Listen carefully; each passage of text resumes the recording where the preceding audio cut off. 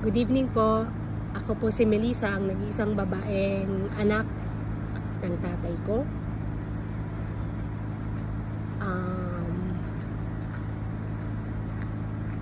Gusto ko lang pong i-share sa inyo kung paano si tatay bilang tatay sa amin. Pasensya na po kayong kasi nandito ako ngayon sa labas. Nasa Riyadh po ako. At sobrang init po dito. Mga 48 degrees. Pero teasing ko na lang para may share ko, makapagbigay ako ng tribute sa tatay ko. Si tatay po, kung hindi nyo na itatanong, siya po ay grade 3 lamang po yung natapos niya. Pero doon ko po napatunayan na minsan hindi wala sa talino ng tao yung ikakasuccess ng buhay mo. Nasa sipag at saka nasa tiyaga po ng tao. At si tatay po ay isang perfect example na taong nagtagumpay sa buhay kahit hindi siya nagtapos ng pag-aaral. Kaya sana po maging leksyon po yun sa mga kabataan na hindi masyadong nakakaluwag sa buhay, or kaya kahit simpleng tinatamad ka lang mag-aral, ayaw mo sa school. Ang importante sa buhay is meron kang diskarte, masipag ka at matyaga ka. Yun po yung nakita kong values ng tatay ko. Si tatay, napakadali lang niyang pasayahin eh. Dali mo lang siya sa mga kainan na hindi niya pa natitikman, yung mga food na bago sa paningin niya, yung mga views ng paligid niya, sobrang masaya na siya. Tapos kung birthday niya, okay lang kahit wala siyang handa. Kaya hindi ko nga alam na mahilig pala siya sa party. Ito ko na lang nalaman na mahilig pala siya sa party nung may mga trabaho na po kami at medyo able na kaming tumulong sa kanila. Kasi all throughout po, sa amin lang po lagi yung sakripisyo niya, sa amin lang lagi. Naalala ko dati nung college ako, kukunin niya pa yung mga madudumi kong damit. Aabangan ko siya sa may 7-Eleven, sa may Pala-Pala po. Kukunin niya yung mga madudumi kong damit, iuwi niya, tapos lalaban ng nanay ko. College na ako nun Tapos dadalhin uli pabalik paglaban na. Ewan ko, medyo may katamaran din ako, na inaaminado naman po ako doon na may katamaran din ako. Buti na lang, yun nga isa sa mga pagkukulang ko sa tatay ko. Kasi totoo na hindi ko siya naalagaan ng maayos kasi hindi ko alam ba't umay ako sa trabaho ko. Bakit ba ako naging nurse? Nung bagong graduate nga ako, ayoko magtrabaho na nurse At kitang-kita ko sa mukha niya na siya ay medyo hopeless at medyo desperate. Buti na lang kahit papano nakabalik tayo sa linya natin, nakatulong sa kanila. Buti na lang din nung nagkasakit siya, medyo nakakapag-provide naman tayo kahit papano.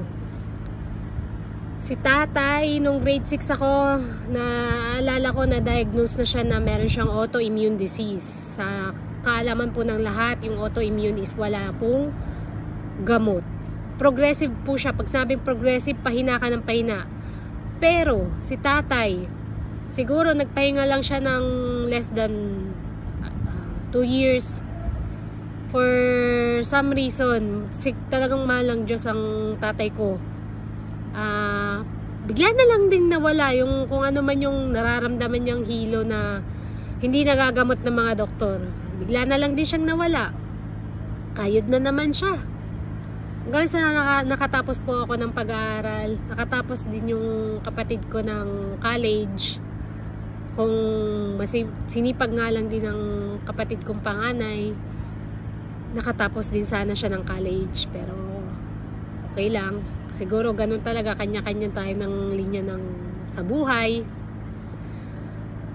At nung nakapagtrabaho na ako, yun nga, maliit na bagay lang, kaya mo siyang pasayahin. Appreciate niya.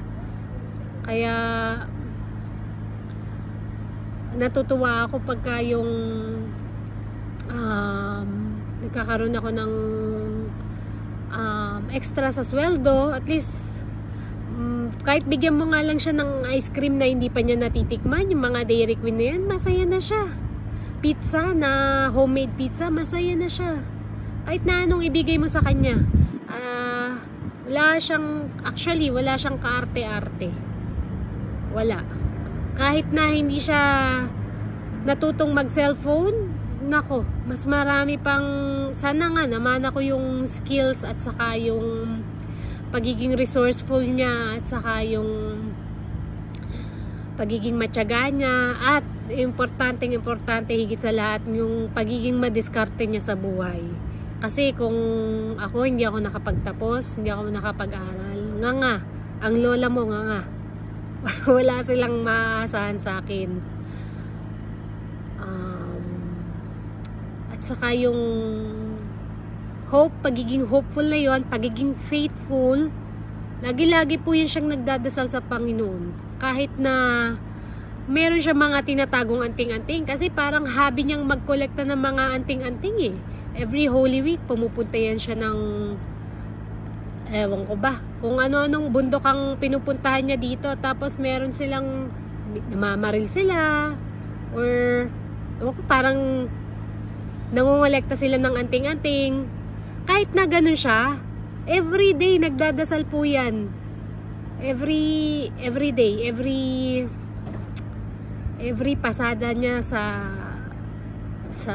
jeep, nagdadasal siya. Makikita mo na ang tindi ng pananampalataya niya. At obvious naman po, nung nagkasakit po siya, na-diagnose siya na may cancer siya, although hindi po namin sinabi, para magkaroon siya ng hope sa buhay niya. Sa paniniwala ko po, natalo niya po yung cancer kahit papano. Kasi sa totoo lang po, yung sakit niya na multiple myeloma, yun po ay cancer of the bone marrow. Ang prognosis po doon ng doktor, lalo na kung wala kang chemotherapy, is 6 to 12 months according po dun sa mga pag-aaral. At medyo obvious naman dahil matindi talaga yung sakit na yun. Pero salamat po sa Diyos, at siya po ay nakasurvive, I think mga 3 years din siguro. Pag binabalikan ko yung mga pictures niya, meron doon na parang terminally ill na siya at medyo end stage na. Pero one day bigla na lang siyang naglakad. Kahit na may walker, naglakad siya.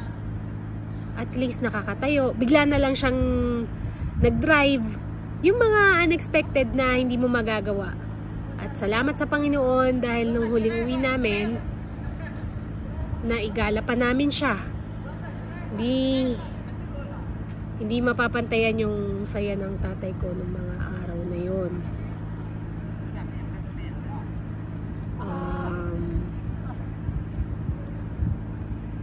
Naku, pasensya na po kayo. Kasi ako po ay nagbibideo dito sa labas at marami po ang mga lokal na pag-alagala na mga lalaki. Kaya yun po, yun talagang sobrang hinangaan siya. Hindi lang ako, kundi ng lahat ng may alam ng kung anong may sakit siya. Dahil nalabanan niya eh.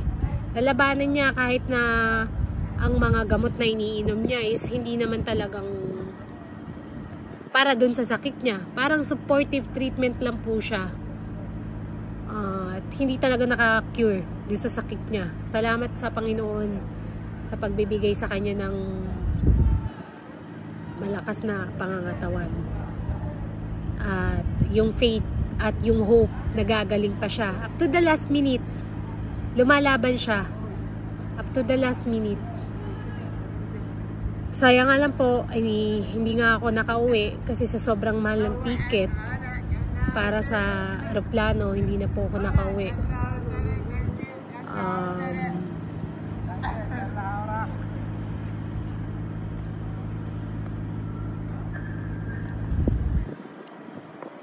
Sa sobrang mahal po ng ticket, kinailangan kong dito na lang muna ako kasi iniisip ko din naman na siguro naman tay yung kahit papano nakabawi-bawi naman kami sa inyo. Actually, yun talaga yung goal ko na habang buhay pa siya, habang kaya niya pang kumain, habang kaya niya pang maggala, ibibigay ko na lahat. Kasi kesa naman yung ganito na uuwi ka nga tapos wala naman na siya. Kaya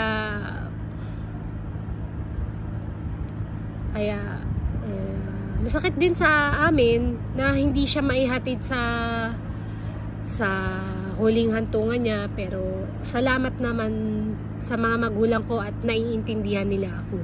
Kami ng kapatid ko. Salamat talaga sa inyo, tay. Sana tay, kung nasaan ka man ngayon, lagi-lagi mo kaming papatnubayan, lagi-lagi mo kaming babantayan, lalo na ako. Kasi alam mo naman, lagi tayong medyo palaban. Lagi nga akong napapaway dito, ewan ko ba. Sana huwag ka magsawang magbantay sa amin. Kahit na magkakaiba kami ng paniniwala ng religion, alam ko na ikaw ay isa ng angel.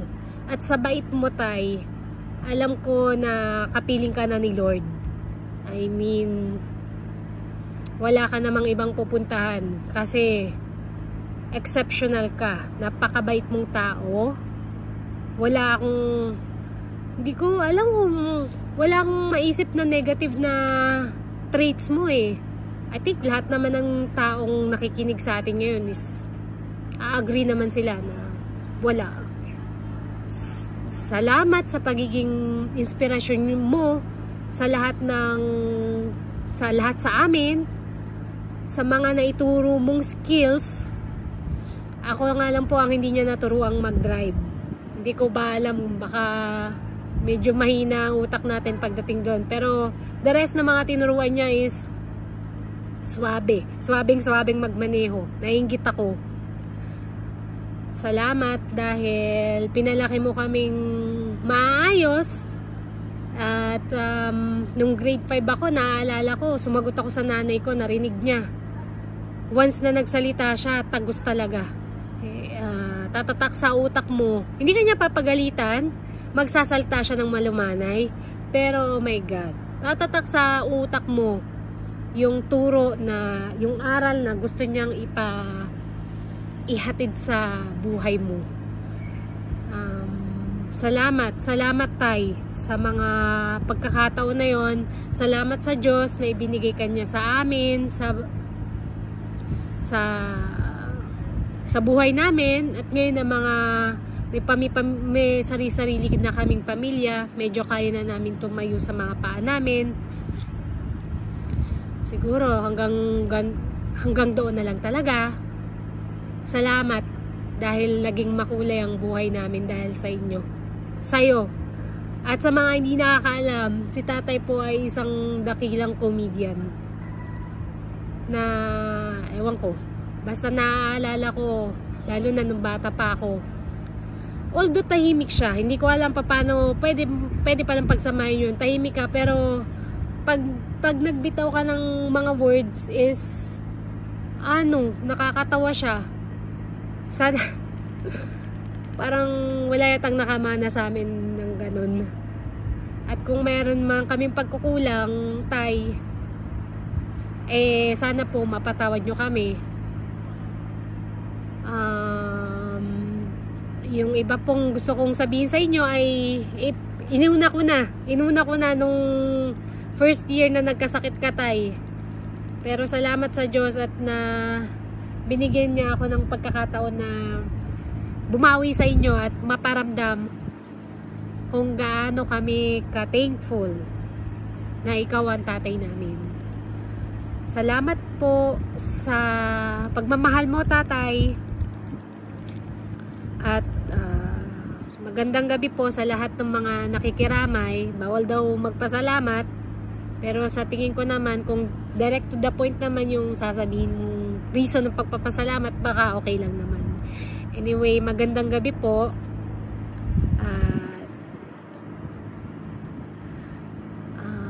Maging inspirasyon po natin si tatay sa mga buhay natin. Sana yung mga, actually yung lifestyle niya is parang ano ba, teacher kung paano natin paano tayo mabubuhay sa mundo na kahit hindi masyadong achiever, pero pagdating sa buhay ay achiever, successful naman. Salamat tayo dahil naging maluwag ang buhay namin nang dahil sa sipag at tiyaga nyo ni mama. Good night, yun lang po, good night. Pasensya na po kayo sa itsura ko. Kaya nga ako napapagkamalang DH kasi yung pong bulaklak ni tatay may istorya din yan. Dahil nga akala po nung nagtitinda ay ako ay wala akong kapera-pera dahil daw sa itsura ko. Binigyan niya ako ng maraming discount. Anyway, magandang gabi po. Tay, salamat. Mananatili kang buhay sa mga puso namin. Yun lang po.